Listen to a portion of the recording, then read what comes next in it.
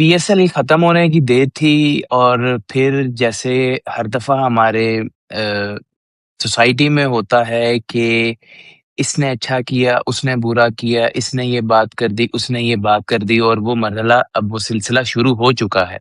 Start करते हैं जी के जो कॉन्स्पिरेसीज़ बनाई जा रही हैं, राशिद लतीफ़ ने और अहमद शहज़ाद साहब ने बैठकर टीवी एक प्रोग्राम के ऊपर बात की कि बाबर आज़म के बारे में कि बाबर आज़म को टीम बहुत अच्छी मिली, ठीक है? तो इसलिए उनको इतना मसला नहीं हुआ कैप्टेंसी में।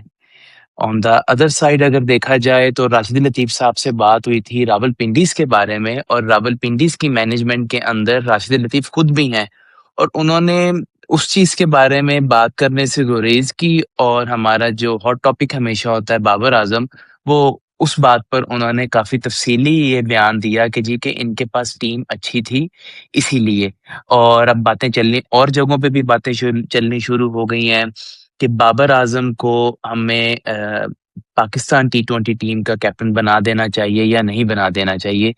मेरा सिर्फ़ क्वेश्चन इनसे ये है कि हम राशिद लतीफ़ भी सीनियर प्लेयर हैं, ठीक है, उनका एक अपना ओपिनियन है, बट उनका वो जो अपना ओपिनियन था, वो उनके लिए क्यों नहीं लागू होता रावलपिंडीज़ के लिए? उसका उन्होंने एक्सप्लेनेशन क्यों नहीं दी कि उनकी परफ़ॉर्मेंस इतनी खराब क्यों रही? ऑन दैट स्पॉट वो उसके बारे में भी बात करते। हमारा सिर्फ़ कहना ये है एज़ एन व्यूअर कि आपने देखें बाबर आज़म के बारे में तो देखें हम और हमारे जो व्यूअर्स हैं, मैं और मेरे व्यूअर्स मैं कहूँगा कि हम लोग तो देखें एक पेज पर हैं, हम लोग तो बाबर आज़म को की काफ़ी इनिंग्स देखते हुए आ रहे हैं और हमें इस चीज़ का आइडिया हो गया है कि यार बाबर आज़म एक अच्छे प्लेयर हैं। बट जब हम उनका कंपैरिज़न किसी और स्टार के साथ कर देते हैं देन उनके साथ भी ज़्यादती होती है। हाँ, पहले वो मानते थे उनके अपने जो कह लें चहीते थे, चेले थे, वो भी यही बात करते थे बॉब्ज़ी द किंग। बट चलें अब हमें बाबर आज़म को उस फ़ेज़ से खुद भी निकलना चाहिए और हमें भी वो चीज़ भूल जानी चाहिए। नेक्स्ट आगे देखना चाहिए कि ये हमारी टीम के लिए कैसे बेटर हो सकते हैं। अब देखें यंगस्टर्स को आना पड़ेगा, वो आएँगे, वो बाबर आज़म के अंडर खेलेंगे, ये इनको कैसे ग्रूम करते हैं। मेरा मानना ये है कि देखें, आप जब कैप्टन बनाते हैं, उसके लिए क्या चीज़ें देखनी चाहिए? सबसे पहले ये कि वो आपकी नेक्स्ट जनरेशन को, जो टीम में न्यू प्लेयर्स आ रहे हैं, उनको कैसे वो पॉलिश कर रहे हैं, टीम को कैसे वो इकट्ठा लेकर चलते हैं और उनकी अपनी इंडिविजुअल परफॉर्मेंस टीम पे कैसे जो है वो असर डालती है। ये नहीं है कि जी के 3 प्लेयर और चल गए हैं तो जी कैप्टन ने आगे भी स्कोर कर दिया और मैच जीते जी कैप्टन की वाह-वाह। कैप्टेंसी होती है लीडिंग फ्रॉम टॉप। आप खुद से आकर ऐसा क्या करते हैं कि टीम से प्रेशर कम हो, ना कि सिर्फ कैप्टन ये कहे कि जी कि टीम मेरे ऊपर से प्रेशर कम करे। ये स्ट्रैटेजीज़, ये चीज़ें हमें कैप्टेंसी में देखनी है और वो बाबर आज़म में ये चीज़ें नहीं हैं। ठीक, वो हम सबको पता है कि 2024 के अंदर जब वो कैप्टन रहे हैं, कैसी परफ़ॉर्मेंस रही। ऑल्दो के प्लेयर्स की परफ़ॉर्मेंसेज़ इतनी अच्छी नहीं थी। फिर देखें अगर यही बात हम करें कि उस टाइम प्लेयर्स हमारे बॉलर्स कुछ ऐसे थे जिनको यही नहीं पता था कि बॉल कहाँ डालनी है, मैच का सिनेरियो क्या है, तो उसमें कैप्टन क्या कर सकता है? तो कैप्टन तो वहाँ पे भी साइड पे हो गया। और यहाँ पे जब आपकी टीम अच्छी है, बॉलर्स और प्लेयर्स परफ़ॉर्म कर रहे हैं, तो यहाँ पे भी कैप्टन को साइड पर रखें। यहाँ पे क्रेडिट कैप्टन क्यों ले रहा है फिर? ठीक है? बात यही है कि कैप्टन कह लें कि घर का एक बड़ा बंदा है, अच्छा हो या बुरा हो, उसको वो बात सुननी पड़ेगी और हमें और कैप्टन को भी ये बात माननी पड़ेगी। बुरा हो, कैप्टन जो है वो उसका जो है वो अ ले कि जी कि हाँ जी, जी टीम ने बुरा किया मैं इसको मानता हूँ। अच्छा किया है तो भी उसका क्रेडिट ले।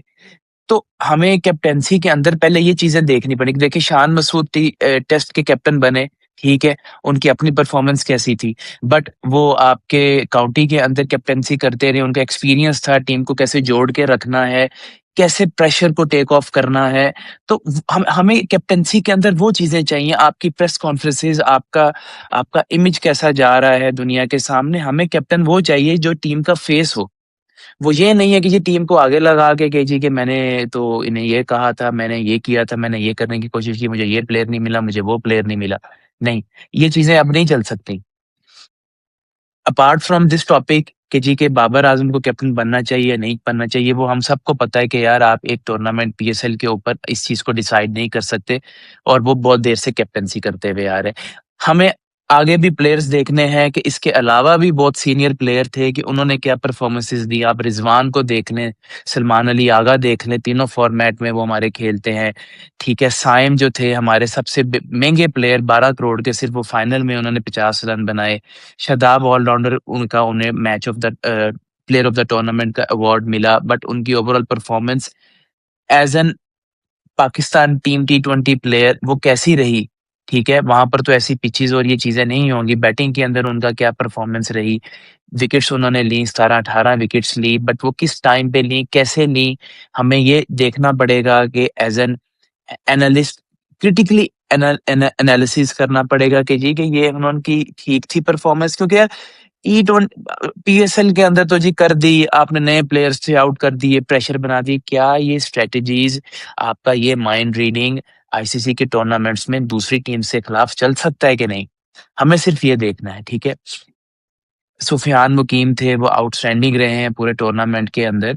इसी तरह हमारे नए प्लेयर्स जो आ रहे हैं, ठीक है? उसमें अब्दुल समद हैं, ठीक है? मैंने पहले भी ये बात कही है कि उनको जब-जब चांस मिला है, उन्होंने परफ़ॉर्मेंस दी है। फाइनल के अंदर उन्होंने परफ़ॉर्मेंस दी है, जहाँ के फाइनल में जब ज़रूरत थी कैप्टन की परफ़ॉर्म करने की, वो नहीं कर सके, ठीक है? यहाँ पे हमने देखनी कैप्टेंसी, ठीक है? इसी तरह हमारे पास शाहीन शाह हैं, हमें उन्हें दोबारा से देखना पड़ेगा कि उनकी कैसी परफ़ॉर्मेंस रही। हारिस रऊफ़ हैं, ठीक है? वो हमारे one of the best bowlers कहते थे कि वो रहे हैं, बट उनकी क्या परफ़ॉर्मेंस रही, ठीक है? हसन अली है, वो ठीक रहे हैं, हुनैन शाह है।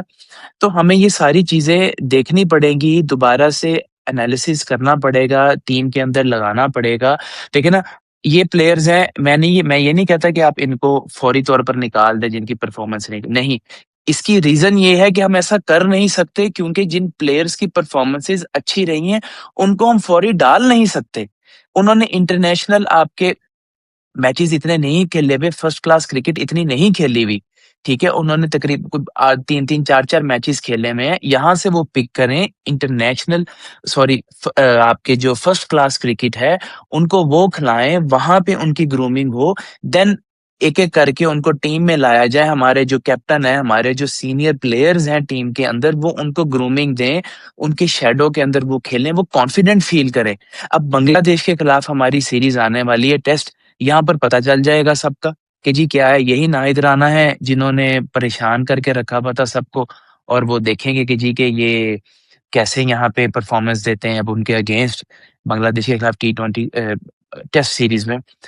तो मैं ये कहूँगा कि हमें इस टूर्नामेंट से बहुत सी चीज़ें जो है सही करने का भी मौका मिला है, और बहुत सी चीज़ें हमें पता भी चली हैं कि यार हम कहाँ पर गलत थे। तो आई वुड से कि यार हमें इसे एज़ अ स्टार्टर लेना चाहिए, और हमें हमें तरीक़ेकार को और हमारी चीज़ों को, मैनेजमेंट को, प्लेयर्स को ये समझकर आगे चलना चाहिए।